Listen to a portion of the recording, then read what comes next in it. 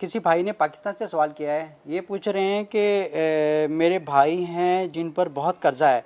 لیکن وہ حج پر چلے جاتے ہیں، لیکن ہم انہیں سمجھاتے ہیں کہ آپ پہلے قرضہ ادا کریں اور پھر حج کریں، تو اس میں کیا حج قبول ہوتا ہے یا ان پر پہلے حج فرض ہے یا پہلے قرضہ اتارنا فرض ہے؟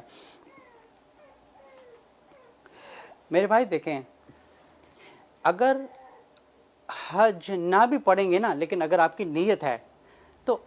تو ان کے ثواب میں یہ چیز لکھی جاتی ہے، کیونکہ انہوں نے ایک نیت کی ہوئی ہے حج کی۔ لیکن اگر ان پر ایک قرض ہے اور قرض چڑھا ہوا ہے اور حج پہ جا رہے ہیں، لیکن اگر ان کی ایک قرض میں موت ہو جاتی ہے، لیکن اگر ہم سب جانتے ہوں گے کہ صحیح حدیث میں ہے کہ کہ ایک دفعہ کسی کی قبر لے کے آئے تو رسول اللہ صلی اللہ علیہ وسلم نے فرمایا تھا کہ ان کا پہلے جا کے قرض اتاریں۔ مطلب یہ اتنی بری چیز ہے کہ جو پہلا چیز فرض ہے وہ ہے قرض اتارنا، پھر حج کا آپ کر سکتے ہیں۔ لیکن اگر آپ پر قرض ہے اور آپ حج پر جا رہے ہیں، اگر خدا نخواستہ اگر آپ کو حج پر ہی موت ہو جاتی ہے، تو آپ سمجھیں کہ آپ پر جو قرض ہے آپ کو اس کا بھی گناہ چڑھے گا اور قیامت والے دن آپ کو پہلے اس کا حساب دینا پڑے گا۔ لیکن اگر آپ کی نیت حج کی ہے، لیکن آپ قرضے کی وجہ سے حج نہیں کرنے پا رہے،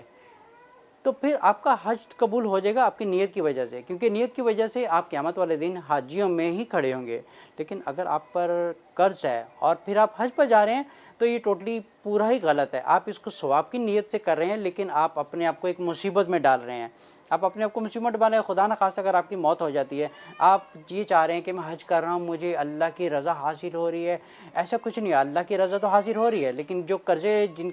جن کا قرض آپ کے سر کے اوپر چڑھا ہوا ہے، تو قیامت والے دن وہ سارے لوگ سامنے آ جائیں گے قرض مانگنے کے لیے، تو پھر آپ کیا کریں گے؟ دنیا میں تو واپس نہیں آئیں گے قرض اتارنے کے لیے، پھر وہ آپ کو معاف کریں گے تب جا کے ان کی معافی ہوگی، تو اس کا مطلب آپ کا حج بھی ضائع چلا گیا،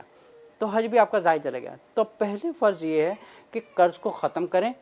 پھر آپ دماغ اور دل کو مطمئن کر کے حج کریں، پھر یہ اس قسم کا حج قبول ہوتا ہے۔ لیکن قرض میں آپ قرض چڑھا ہوا ہے سر کے اوپر اور حج کرنے جا رہے ہیں ثواب کی نیت سے، اور خدا نخواستہ موت ہو جائے تو سمجھے کیا قیامت والے دن بھی پکڑ ہوگی، تو حج بھی آپ کا برباد ہو گیا۔ تو بہتر یہ ہے کہ پہلے قرض کو ختم کر دیں تاکہ آپ کے اوپر کوئی قرض نہ ہو، پھر آپ حج کریں۔